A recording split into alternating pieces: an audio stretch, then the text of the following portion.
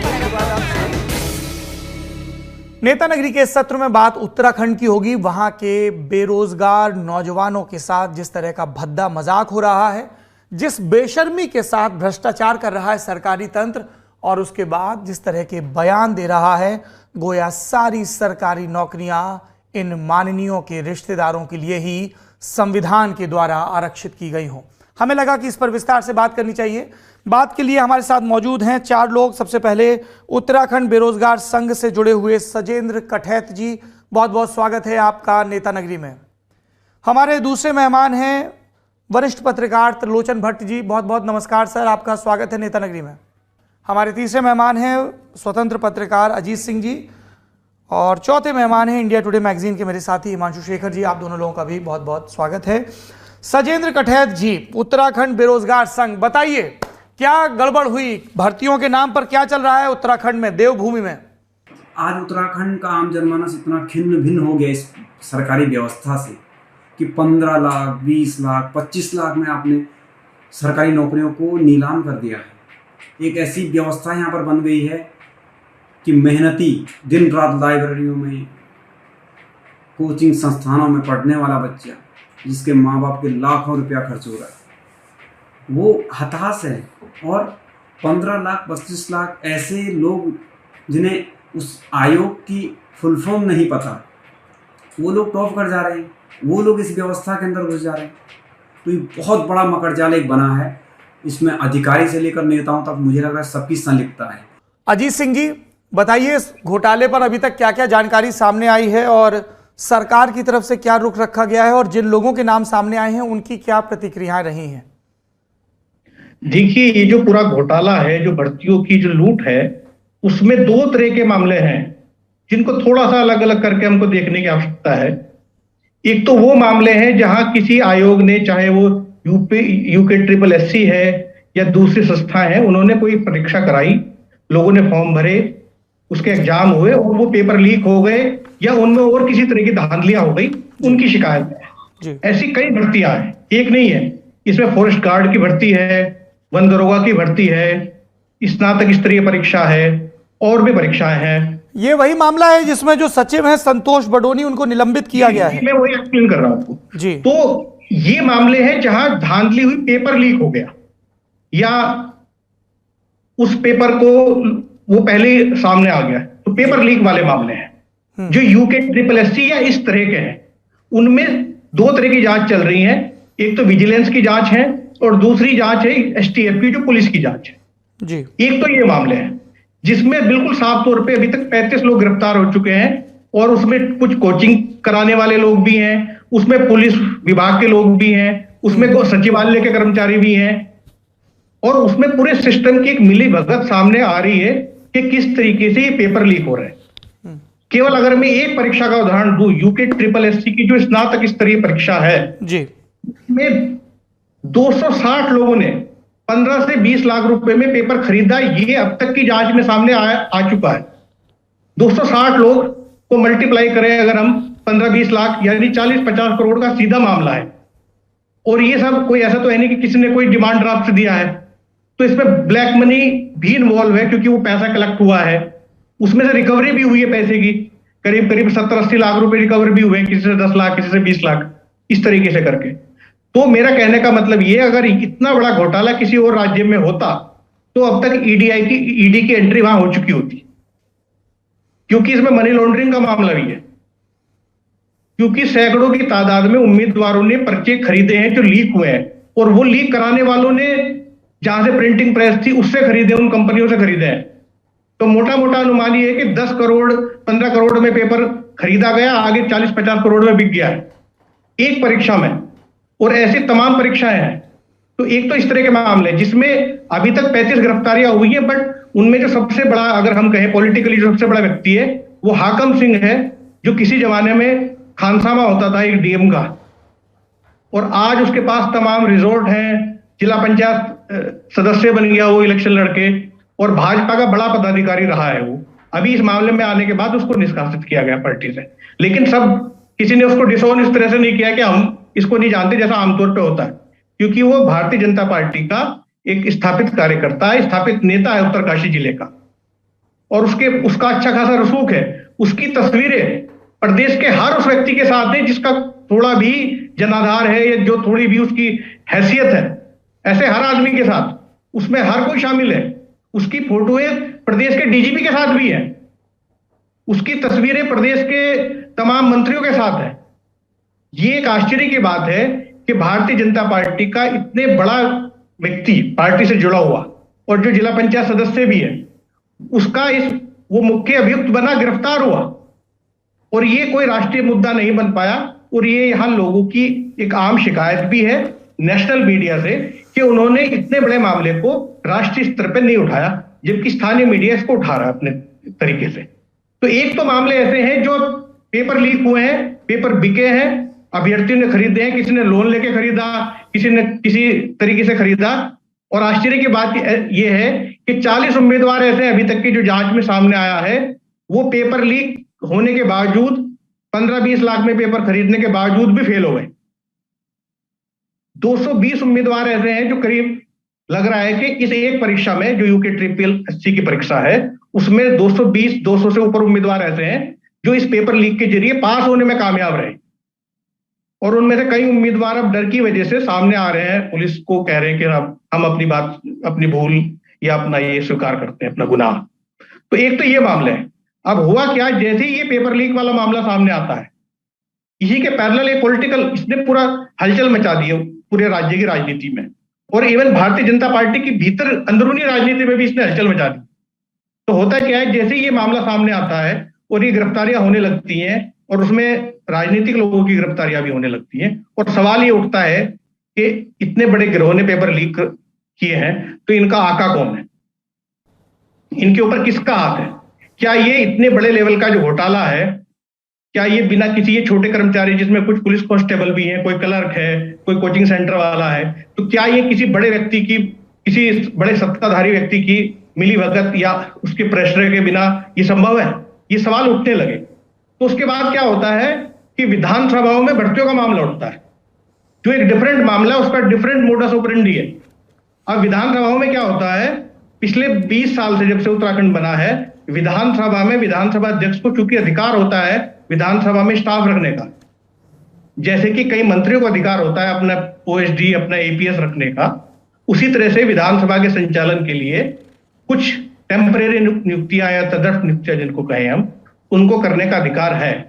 उस अधिकार के इस्तेमाल जो होना चाहिए था, उसका दुरुपयोग करते हुए यहां बड़े पैमाने में भर्तियां हुई। ये एज ए काउंटर उछाला गया या सामने आया ये मामला, किसके, जो यूके SSC के अंदर या अलग अलग परीक्षाओं में जो धांधलियां पेपर लीक्स हुए हैं। यहां पे और एक कदम आगे की चीज हुई है। यहां कोई परीक्षा नहीं हुई, विधानसभा की बात कर रहा हूं मैं, विधानसभा में कोई परीक्षा नहीं हुई, कोई एंट्रेंस नहीं हुए, किसी ने अप्लाई नहीं किया, केवल सादे कागज पे एप्लीकेशन के द्वारा, उसमें कई आवेदन तो ऐसे हैं कि मैं बहुत गरीब व्यक्ति हूं, मुझे नौकरी की जरूरत है, मेरी हालत खराब है, कृपया मुझे नौकरी दे दीजिए। ऐसा पूरे देश में ही अकेला मामला होगा जहां सादे कागज पे हाथ से लिखे हुए एप्लीकेशन से विधानसभा में नौकरियों की बंदरबाट हुई, और उसमें सभी पार्टियों के, भाजपा के, सभी कई मंत्रियों के, उसमें रेखा आर्या के से जुड़े हुए जो लोग हैं उनके भी जो मंत्री हैं उनके लोगों को नौकरियां मिली, और मदन कौशिक जो प्रदेश अध्यक्ष रहे हैं उनसे जुड़े लोगों को नौकरियां मिली। इवन जो मुख्यमंत्री है पुष्कर सिंह धामी, उनके जो OSD रहे हैं उनके जुड़े हुए लोगों को नौकरियां मिली। तो सब पे आरोप लगे, सबकी लिस्ट धामी की बात कर रहे हैं आप? जी जी जी, ठीक है। तो विधानसभा वाले मामले में सब लोगों की लिस्ट है जिसमें एंट्रेंस भी नहीं हुआ। अच्छा। एक मामला है जहां पेपर लीक हुए हैं, एक मामला है जहां पेपर ही नहीं हुआ है, नौकरियां ही लीक हो गई है। ठीक है, दो तरह के मामले हैं। अब मैं त्रिलोचन भट्ट जी के पास चलूंगा, पर उससे पहले मैं दर्शकों को बता दूं क्यों ये मामला महत्वपूर्ण है।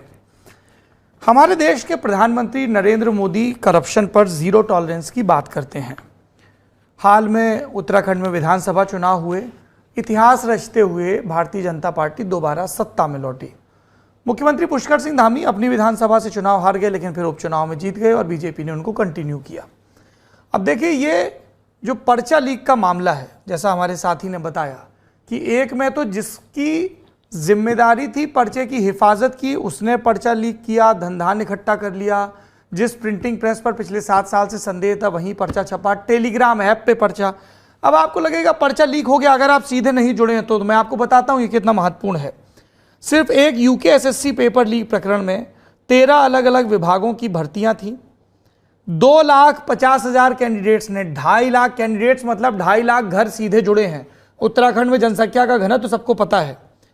1,60,000 कैंडिडेट एग्जाम देने आए। मजाक कर रहे हैं आप उन 1,60,000 कैंडिडेट्स के साथ? आप लोग मंच पर खड़े होते हैं, रैलियों में खड़े होते हैं, बड़ी बड़ी बातें करते हैं युवाओं के नाम पर, और आपने उनके करियर और उनकी जिंदगी को एक तमाशे में तब्दील कर दिया है। और फिर जब आप सत्यनिष्ठा की, कर्तव्य निष्ठा की और निष्पक्षता की शपथ उठाते हैं, उसके बाद देखिए क्या भाजपा क्या कांग्रेस कैसे बेशर्म बयान है। विधानसभा में तदर्थ आधार पर नियुक्तियां होती हैं, नियुक्तियों के बारे में पूछा जाता है। प्रेमचंद अग्रवाल पिछले कार्यकाल में विधानसभा अध्यक्ष थे, अभी वित्त मंत्री हैं। वित्त मंत्री आते ही उनकी सैलरी का ऑर्डर निकलता है। कैबिनेट मंत्री धन सिंह रावत, मंत्री रेखा आर्या, कांग्रेस के कार्यकाल में गोविंद कुंजवाल नाम है, गोविंद सिंह कुंजवाल का बयान सुनिए। मेरा बेटा बेरोजगार था, बहू बेरोजगार थी, दोनों पढ़े लिखे थे। अगर 150 से ज़्यादा लोगों में मैंने अपने परिवार के 2 लोगों को नौकरी दे दी तो कौन सा पाप किया। मेरे कार्यकाल में कुल 158 लोगों को विधानसभा में तदर्थ नियुक्ति दी गई, 8 पद पहले से खाली थे। और फिर आगे क्या बोलते हैं कि हाँ मैं स्वीकार करता हूँ विधानसभा के 20 से 25 लोगों को नौकरी पर लगाया, इसके अलावा तमाम लोग भाजपा और कांग्रेस की सिफारिश पर रखे गए। विधानसभा अध्यक्ष को यह अधिकार प्राप्त है। विधानसभा अध्यक्ष को तदर्थ आधार पर नियुक्तियों का अधिकार है, पर उन नियुक्तियों का क्राइटेरिया क्या हो, पैरामीटर क्या हो। तो एक तरफ तो ये सारे सरकारी प्रतिनिधि बड़े फुर्तीले दिखते हैं तदर्थ नियुक्तियों में और इनका मानवीय पक्ष जाग जाता है। रेखा आर्या पहले मना करती हैं अपनी चिट्ठी के बारे में और फिर कहती हैं कि हम लोग तो इस तरह की सिफारिशें करते रहते हैं। हरीश रावत पहले कहते हैं कि गलत है और अब जब गोविंद कुंजवाल का नाम आता है तो बोलते हैं अपने लोगों को भर्ती करके कोई हमने अपराध नहीं किया। पुष्कर सिंह धामी कहते हैं हमने एक्शन लिया है। ऋतु खंडूरी को चिट्ठी लिखकर उच्च स्तरीय जांच के आदेश दिए हैं, पर खुद उनके स्टाफ के विनोद धामी पर आरोप लगता है। ओएसडी सत्यपाल रावत, पीआरओ नंदन बिष्ट, इनके रिश्तेदारों की भी नौकरी लगी। सतपाल महाराज के पीआरओ राजन रावत की नौकरी लगी। रेखा आर्या के पीआरओ गौरव गर्ग को रोजगार मिला। मदन कौशिक के पीआरओ अमित वर्मा को नियुक्ति मिली, पूर्व प्रदेश अध्यक्ष। इसके अलावा उत्तराखंड की सिविल सर्विसेज के और उत्तराखंड की आरएसएस के कई नेताओं के सगे संबंधियों को भी नियुक्ति मिली। पूरे राज्य में ये वायरल है। सुविधा शुल्क पर तो हम अलग से बात करेंगे। अभ्यर्थियों ने परीक्षा शुल्क दिया, परीक्षाएं ठीक से नहीं हुई, तो दोनों तरफ से लोग जुड़े हुए हैं। त्रिलोचन भट्ट जी, नया राज्य बना था इस उम्मीद के साथ कि पहाड़ का पानी और पहाड़ की जवानी पहाड़ के काम आएगी और उनको भरपूर मौके मिलेंगे, पर मौकों के नाम पर सर ये क्या हो रहा है? मौकों के नाम पर सर बंदर बांट हो रही है दरअसल इस राज्य में जी। कल जब मैं ये बेरोजगार संघ का आंदोलन था, कल मैं भी वहां पे था, तो तमाम बच्चों से मैंने बात की, तो वो कहते हैं यार तो हम तो पढ़ते हैं, लगातार मेहनत करते हैं, लेकिन मार्क्स आते हैं बिल्कुल सामान्य से, और बाकी कुछ लोगों के इतने हाई फाई मार्क्स आते हैं, हम सोचते थे ये खाते क्या हैं, लेकिन अब पता चला ये खाते नहीं, ये खरीदते हैं पेपर को, खिलाते हैं। ये स्थितियां जी, ये खाते कुछ नहीं है, खाते वही है जो हम खाते हैं, लेकिन ये जो है पेपर खरीद के फिर पेपर देते हैं, बड़े हाई फाई नंबर इनके आ जाते हैं। अब इनके एक 2016 से यूके SSSC के जो चेयरमैन थे एस राजू जी, अभी पूर्व मुख्यमंत्री हरीश रावत जी का एक बयान में देख रहा था कि हम एक ईमानदार अधिकारी को नहीं बचा पाए। वो कितने ईमानदार हैं ये सुप्रीम कोर्ट ने 2013 में एक टिप्पणी की थी। इनकी विश्वसनीयता को ही सुप्रीम कोर्ट ने संदिग्ध बताया था। दरअसल मामला उत्तराखंड पेयजल निगम में मैनेजिंग डायरेक्टर की भर्ती का था। तो उस भर्ती में इन्होंने एक ऐसे कैंडिडेट को खड़ा किया जिनके खिलाफ चार्जशीट थी, लेकिन वो चार्जशीट सिलेक्शन कमेटी के सामने नहीं रखी गई, नियमानुसार ये रखी जानी चाहिए थी। तो कुछ लोगों ने सुप्रीम कोर्ट में जाके इसको, सुप्रीम कोर्ट में गए इसके खिलाफ, तो वहां सुप्रीम कोर्ट ने ये टिप्पणी की थी। इसके बावजूद 2016 में ये आयोग के चेयरमैन बने और अभी तक ये बने हुए थे। अभी हाल में जब ये मामला सामने आया है उसके बाद इन्होंने इस्तीफा दिया है ईमानदार बनने के लिए। तो ये तो रही इनकी बात। अब चलते हैं विधानसभा की ओर। 2 पूर्व विधानसभा अध्यक्ष गोविंद सिंह कुंजवाल जी और प्रेमचंद अग्रवाल जी बड़ी उससे, एक कांग्रेस के एक भाजपा के जी जी, दोनों अलग अलग पार्टियों में देख लीजिए आप। तो इन्होंने बड़ी बेशर्मी, मैं कहूंगा बड़ी बेशर्मी से बयान दिया है कि ये हमारा अपने विशेषाधिकार के तहत हमने भर्तियां की हैं। भाई वो विशेषाधिकार कहाँ लिखा हुआ है? नियमावली में कोई विशेषाधिकार नहीं है। नियमावली इनकी उत्तराखंड विधानसभा की नियुक्तियों की 2011 तक यूपी के हिसाब से चलती थी। 2011 में इन्होंने अपनी बनाई। यूपी में मुख्य सचिव से लेकर, विधानसभा के मुख्य सचिव से लेकर और स्वीपर तक की भर्ती के बाकायदा नियम है, लेकिन यहाँ कोई नियम नहीं है, कोई धर्म नहीं है, कोई कानून नहीं है। जिसकी मर्जी आई, जो अपने अपने हैं उनको इन्होंने भर्ती कर लिया। तो ये स्थिति यहाँ पे फिलहाल है जी। और हाँ, एक जो है, जो पेपर लीक मामले में एक सबसे बड़ा, ये जैसे भाई साहब ने कहा था, अजीत जी ने हाकम सिंह को पकड़ा है। ये हाकम सिंह जो है जिला पंचायत सदस्य है, लेकिन हमें लगता है, आज भी हम कहते हैं, ये एक छोटा सा शतरंज का मुहावरा है। ये बड़े बड़े खिलाड़ी कहाँ हैं, उनके पकड़िए। और एक और इसमें चीज नहीं आई है कि इन्होंने अंत में कह दिया कि इसका मास्टरमाइंड कोई सादिक मूसा है। सादिक मूसा कहाँ है, कौन है? कह रहे हैं उसको तो किसी ने देखा नहीं है। तो इस तरह से हमें लगता है ये जो जांच चल रही थी, एसटीएफ जो जांच कर रही थी, उसको भी भटकाने की कोशिश की गई है। और ये विधानसभा वाले मामले में न सिर्फ नेताओं के लोग लगे हैं, बल्कि अधिकारियों के भी लगे हैं, ब्यूरोक्रेट्स के लगे हैं, और पत्रकारों के आदमी भी लगे हैं। अभी एक किस्सा मैं आपको बताना चाहूंगा। किसी पत्रकार बोल सकता, अभी है ना टाइम सर? जी जी, अरे बताइए, खुल के बताइए। अभी एक पत्रकार साथी ने, जब इन पत्रकारों के नाम सोशल मीडिया पे आए, 5-6-7 पत्रकारों के नाम, किसी ने अपने भाई को लगाया, किसी ने अपनी पत्नी को लगाया, तो एक पत्रकार साथी ने फेसबुक पोस्ट लिखी, इन लोगों के नाम लिखे, और इन्होंने ये लिखा था कि भाई ऐसे में जो है, जब ये नाम आ रहे हैं तो हम जैसे पत्रकारों को भी लोग शक की नजर से देखते हैं, और मुझे उम्मीद है कि ये पत्रकार साथी स्पष्टीकरण देंगे। उम्मीद है इन्होंने ऐसा नहीं किया होगा। लेकिन उन पत्रकार महोदय ने जिन्होंने ये पोस्ट लिखी थी, 2 गलतियां हुई हल्की सी। एक पत्रकार ने उन्होंने लिखा, इन्होंने अपनी पत्नी को लगाया, तो वो पत्रकार इन पे भड़क गई, मेरी पत्नी तो घर में काम करती है, ये है सो है। पता किया तो इन्होंने पत्नी को नहीं, भाई को लगाया था। इतना अंतर था। इसी अंतर पे वो ईमानदार बनने लगे। एक और पत्रकार का नाम गलती से आ गया था, वो था नहीं, नाम का भ्रम हो गया था, वो कोई और नाम था, वो गैर पत्रकार था, लेकिन इन्होंने सोचा वो पत्रकार है तो उसका नाम लिखा गलती से। तो उन्होंने बाकायदा फिर से पोस्ट लिखे, उनका नाम हटा के माफी भी मांगी। लेकिन ये जो जिन्होंने लोग लगाए थे अपने, उन्होंने वो जो नहीं था उसके कंधे पे बंदूक रख के एफआईआर दर्ज करवाई फेसबुक पोस्ट लिखने वाले पत्रकार के खिलाफ। और बाकायदा, अब उसमें कोई मेरे समझ से ऐसी कोई बात तो बनती नहीं थी एफआईआर वाली जैसी, तो थाने में दबाव डाला के उन पत्रकार साथी से वो पोस्ट डिलीट करवाई, थाने में बुला के। तो ये स्थितियां, ये ईमानदारी है यहाँ पे पत्रकारों की भी। जी थैंक यू इसको पॉइंट आउट करने के लिए, क्योंकि कुछ पत्रकारों की वजह से पूरी पत्रकार बिरादरी का नाम खराब हो, ये भी ठीक नहीं है। अब मैं चलता हूँ अपने पत्रकार मित्र हिमांशु के पास, जिन्होंने देहरादून जाकर इंडिया टुडे मैगजीन के मौजूदा अंक के लिए विस्तार से इस मामले पर रिपोर्ट की। हिमांशु, सबसे पहले तो ये बताइए कि विधानसभा अध्यक्ष रितु खंडूरी, जिन्हें ये जांच सौंपी गई है, व्यक्तिगत रूप से वो बहुत ईमानदार नेता मानी जाती है। उनके पिता जनरल बीसी खंडूरी भी बहुत ईमानदार नेता माने जाते हैं। तो कई लोग कहते हैं ईमानदार और सख्त थे, इसीलिए सफल नहीं हो पाए बहुत उत्तराखंड की राजनीति में। रितु खंडूरी ने और आपकी प्रदेश के डीजीपी से भी बात हुई है, प्रदेश के मुख्यमंत्री से भी बात हुई, इन सब ने क्या आश्वासन दिया है और आपको अपनी जांच में क्या पता चला? सबसे पहले तो रितु खंडूरी से ही बात शुरू करते हैं। जब ये मामला बढ़ा काफ़ी तेज़ी से, तो मुख्यमंत्री ने एक पत्र लिखा और उसके बाद रितु खंडूरी ने एक 3 सदस्यीय कमेटी बनाई है जांच के लिए। जी। अब उस 3 सदस्यीय कमेटी को लेकर के भी बहुत तरह की बातें आ रही हैं। उसमें 3 रिटायर्ड आईएएस ऑफिसर हैं, एक हैं डीके कोटिया, दूसरे एसएस रावत और तीसरे अवनेंद्र सिंह नयाल। ये तीनों रिटायर्ड आईएएस ऑफिसर जो हैं वो कभी ना कभी उनके पिता मतलब भुवन चंद खंडूरी के ऑफिस में सर्व कर चुके हैं। डीके कोटियाल प्रिंसिपल सेक्रेटरी थे उनके, एसएस रावत सेक्रेटरी थे, अवनेंद्र सिंह नयाल कुमाऊं के कमिश्नर थे और उनको भी करीबी माना जाता था भुवन चंद खंडूरी का।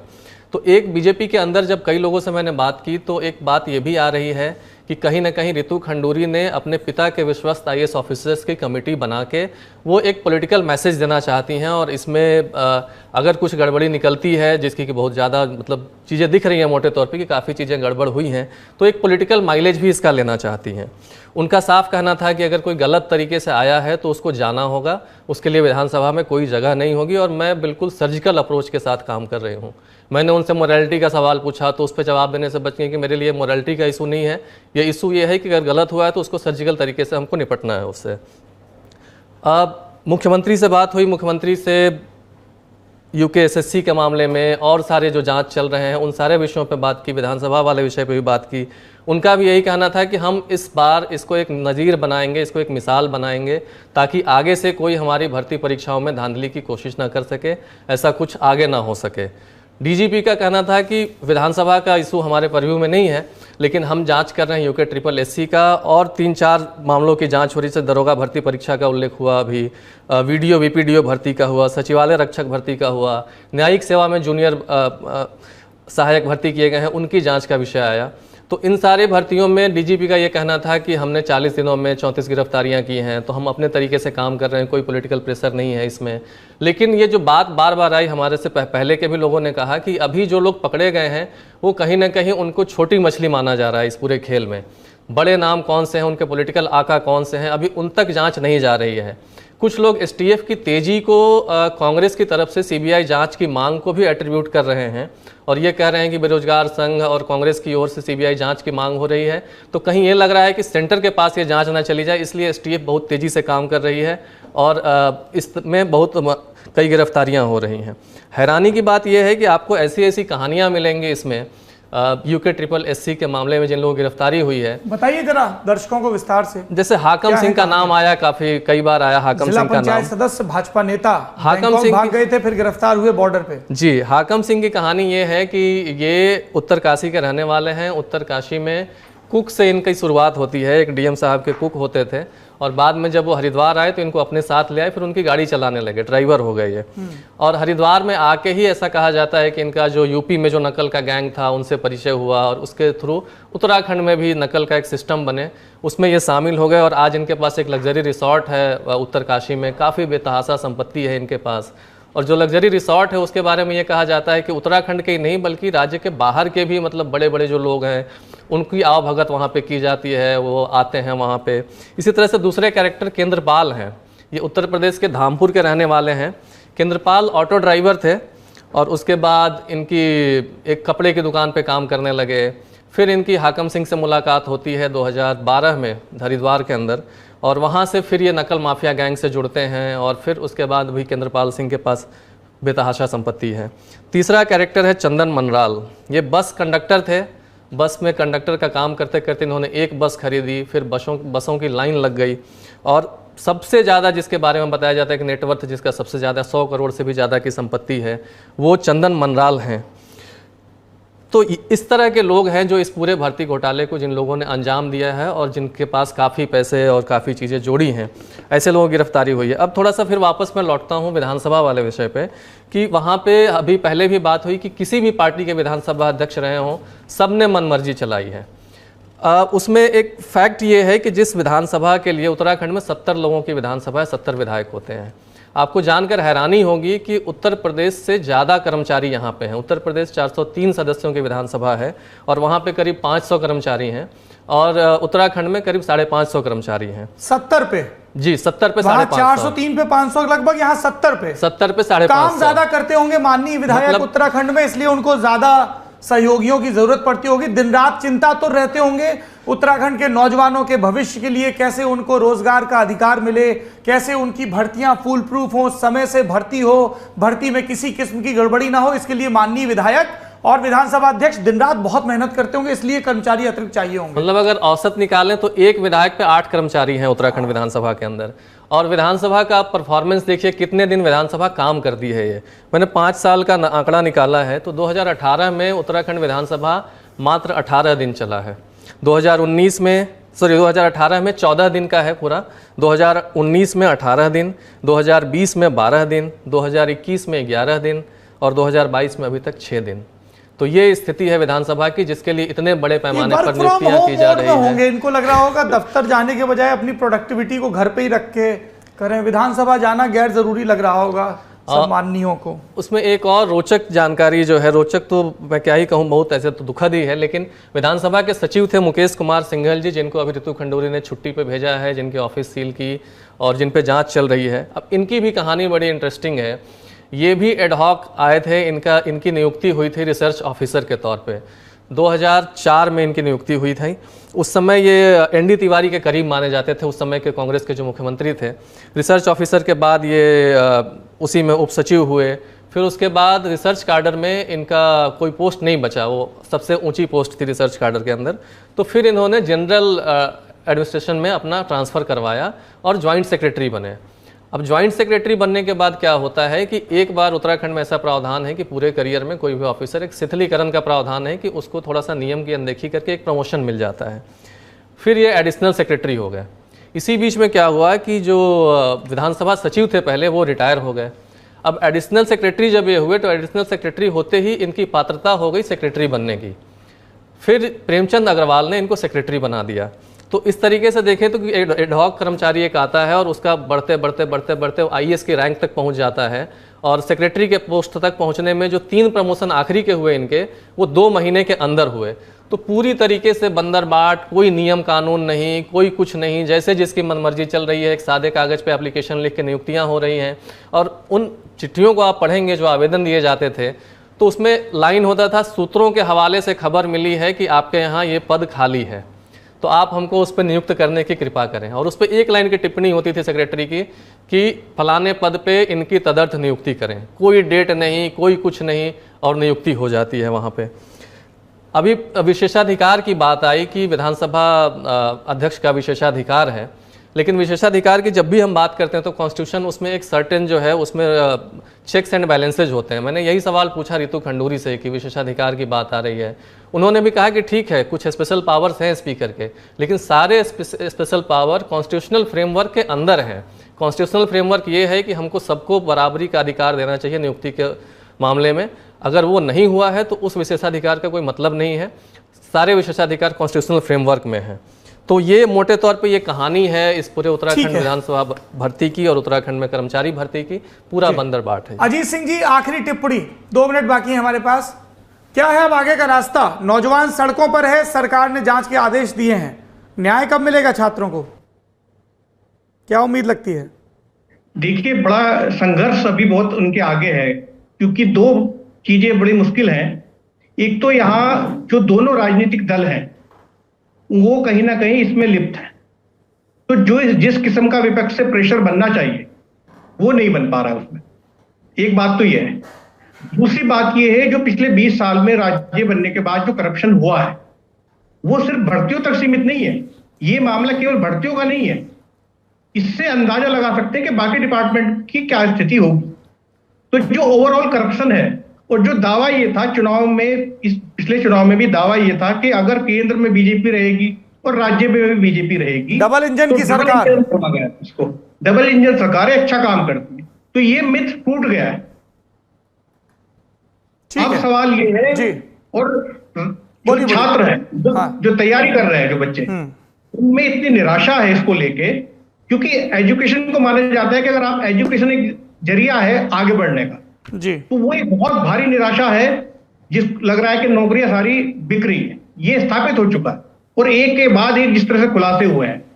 तो अब इसमें आगे का रास्ता ये है कि कुछ ना कुछ ऐसा कदम, ये कैसे रुकेगी? आप सोचिए, माना जाता है कि ऑनलाइन जो परीक्षा होती है वो फिजिकल जो परीक्षा है, जो एक साथ जो ट्रेडिशनल तरीका है एग्जाम कराने का, उससे बेहतर है। यहां बंद दरोगा की परीक्षा ऑनलाइन हुई थी, उसमें भी धांधली हो गई है। उसमें जिस कोई ठेका दिया था जिस कंपनी को, उसने खुद ही पेपर लीक कर दिए। ये मतलब जो ई गवर्नेंस के जरिए लीकेज रोकने की बात की जाती है। जी हिमांशु, बहुत इंटरेस्टिंग बात है। बंद दरोगा वाली ऑनलाइन में जो बात चल रही है उसमें ये मामला कैसे सामने आया। मेरी डीजीपी से बात हो रही थी तो उन्होंने बताया कि माउस क्लिक का एनालिसिस किया गया।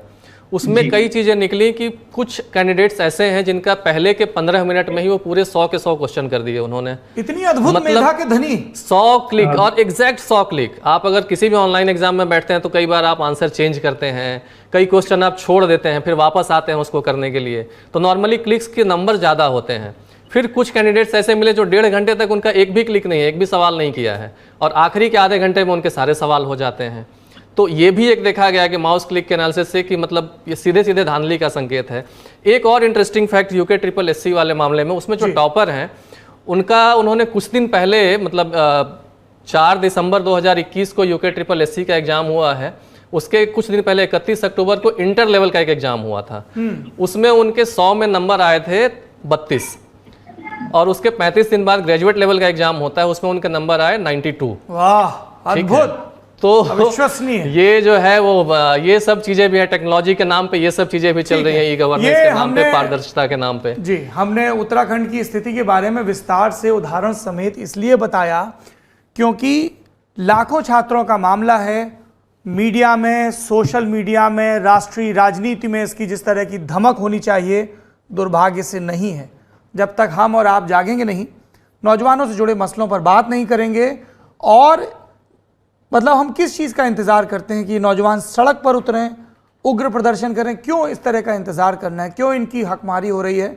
ये बड़ा सवाल है जो हमारे और आपके ऊपर भी है, क्योंकि हमारे जो भी नेता हैं, जिस भी राजनीतिक दल के, वो हमसे और आपसे शक्ति पाते हैं, इसलिए इनकी जवाबदेही भी हमारे और आपके प्रति। आप सभी मेहमानों का बहुत बहुत धन्यवाद।